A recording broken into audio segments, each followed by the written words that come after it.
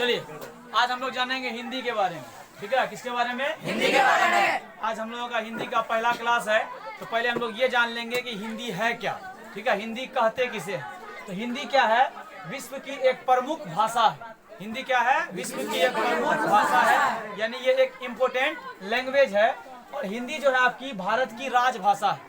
क्या है? राजभाषा है। राष्ट्रभाषा इसे नहीं कहा जाता है, क्योंकि भारतीय संविधान में, भारत का जो अपना संविधान है, वहाँ कहीं भी किसी भी भाषा को खास दर्जा दिया गया नहीं है। इसीलिए इसको हम लोग राष्ट्रभाषा नहीं, क्या कहते हैं? राजभाषा। हिंदी भारत की राजभाषा है।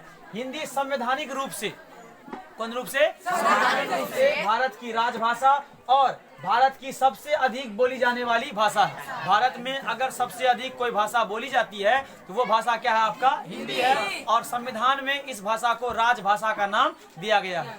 ठीक है, एथनोलॉग के अनुसार हिंदी विश्व की तीसरी सबसे अधिक बोली जाने वाली भाषा है। एथनोलॉग जो है उनके अनुसार, उनके कहे गए बातों के अनुसार उन्होंने कहा है कि पूरी दुनिया में, पूरे विश्व में, ठीक है, सबसे अधिक जो भाषा बोली जाती है उसमें हिंदी का स्थान क्या है? तीसरा है। 3 नंबर पे हिंदी का स्थान आता है।